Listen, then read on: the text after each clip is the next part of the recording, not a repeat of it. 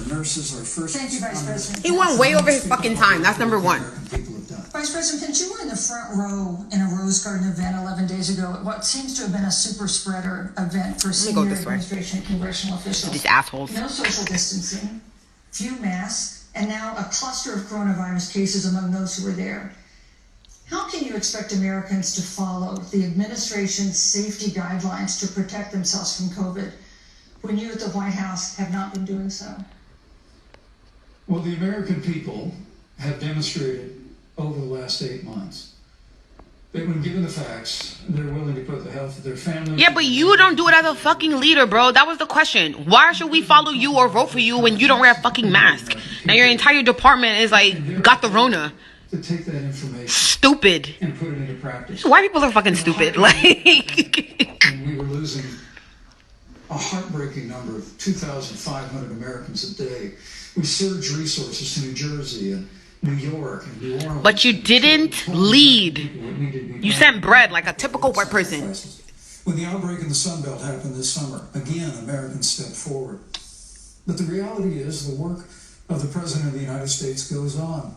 A vacancy on the Supreme Court of the United States has come upon us, and the President... Exactly. That was the question. Yes, thank you. Thank you, Vice President. He didn't answer it. If I may say, that Rose Garden event, there's been a great deal of speculation about it. My wife Karen and I were there and honored to be there. Many of the people who were at that event, Susan, actually were tested for coronavirus. And it was an... And then they got it now. Like, what's your point, bro? Routinely advised. The difference here is President Trump and I trust the American people to make choices in the best interest of their health. Wow. Joe Biden, some leadership. Kamala We trust them to lead themselves. You're a fucking fraud. Mandates and not just Can we move on to the next people? But a government takeover of healthcare. Thank you. The Green New Deal. A government takeover of healthcare? What is your job exactly then? To cut the fucking percentage of the rich people? The American people. You respect the American people when you tell them the truth. Thank you. You respect the American people when you have the courage to be a leader. No, you don't. Of those things that you may not want people to hear, but they need to hear so they can protect themselves. Thank you. But this administration stood on information that if you had as a parent, if you had as a worker, knowing you didn't have enough money saved up, and now you're standing in a food line. Right. Because of the ineptitude because of fucking white people. Administration that was unwilling to speak the truth to the American people. So let's talk about caring about the American people. The American people have had to sacrifice far too much because of the incompetence of this administration. It is asking too much. Looks pretty fucking incompetent. It is asking too much of the people. That they would not be equipped with the information they need to help themselves to protect their parents and their children. Kamala Harris, Senator Harris, I'm sorry. That's fine, I'm Kamala. No, you're Senator Harris to me. For life to get back to normal, Dr. Anthony Fauci and other experts say that most of the people who can be vaccinated need to be vaccinated. But half of Americans now say they wouldn't take a vaccine if it was released now. If the Trump administration approves a vaccine before or after the election, should Americans take it, and would you take it? If the public health professionals, if Dr. Fauci, if the doctors tell us that we should take it, I'll be the first in line to take it. Absolutely. But if Donald Trump tells us that we should take it, I'm not taking it. Facts. A lot of repercussions from this pandemic. He got it, so I'm definitely not taking it if he got it. She don't got it. She's taking the vaccine. I'll take it. They got it. I'm not taking it. It's no shade. That's our second topic tonight. It's the role of the vice president. One of you will make history on January 20th. You will be the vice She will make history. president, We've seen people like him before. The United States has ever had. Donald Trump will be 74 years old on Inauguration Day. The last person in his position was Joe Biden. Years old. That already has raised concerns among some voters, concerns that have been sharpened by President Trump's hospitalization in recent days. Vice President Pence, have you had a conversation or reached an agreement with President Trump about safeguards or procedures? They can't talk. President Trump is in quarantine because he got the Rona. If not, do you think you should? You have 2 minutes without interruption. Well, Susan, thank you. Although I would like to go back. I think we need to move on. Well, thank you, but I would like to go back. Ciao. Because the reality is that we're going to have a vaccine, Senator, in record time, in unheard of time, in less than. I'd like to go back The lady asking him to move on, but Republicans don't follow rules. They do whatever they want. We're right now producing tens of millions of doses. Fucking losers. So the fact that you If you are in the GOP party, you're in the party of fucking losers. If the vaccine emerges during the Trump administration, I think is unconscionable.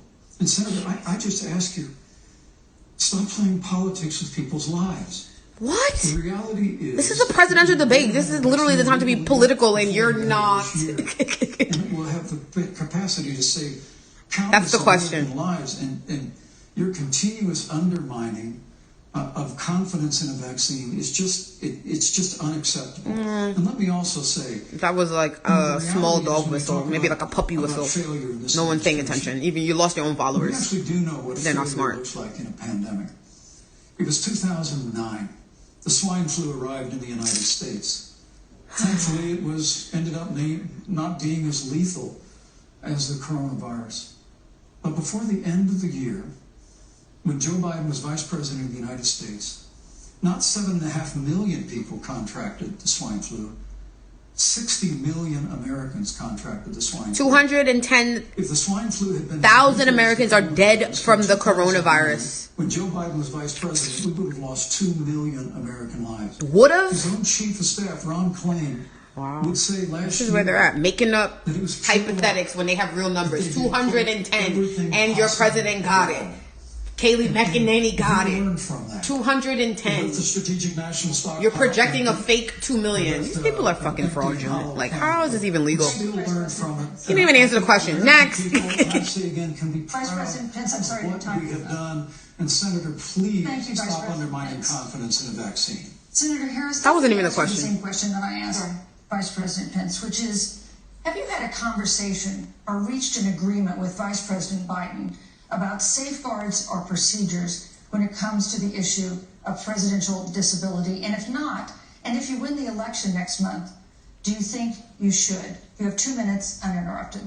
So let me tell you, first of all, the day I got the call from Joe Biden, it was actually a Zoom call, asking me to serve with him on this ticket was probably one of the most memorable days of my life. I thought about my mother, who came to the United States at the age of 19, gave birth to me at the age of 25 at Kaiser Hospital in Oakland, California. And the thought that I'd be sitting here right now, I know would make her proud, and she must be looking down on this. Joe and I were raised in a very similar way. We were raised with values that are about hard work, about the value and the dignity of public service, and about the importance of fighting for the dignity of all people. And I think Joe asked me to serve with him because, I have a career that included being elected the first woman district attorney of San Francisco. Yes. Where I created models of innovation for law enforcement in terms of reform of the criminal justice system. I was elected the first woman of color and black woman to be elected Attorney General of the state of California, where I ran the second largest Department of Justice in the United States, second only to the United States Department of Justice. And there I took on everything from transnational criminal organizations to the big banks that were taking advantage of homeowners to for-profit colleges that were taking advantage of veterans. And then, of course, now I serve in the United States Senate as only the second black woman ever elected to the United States Senate. I serve on the Senate Intelligence Committee, where I've been in regular receipt of classified information about threats to our nation and hotspots around the world. I've traveled the world. I've met with our soldiers in war zones. And I think Joe has asked me to serve with him because he knows that we share a purpose, which is about lifting up the American people. Yes. And after the 4 years that we have seen of Donald Trump unifying our country around our common values and principles. Thank you, Senator Harris.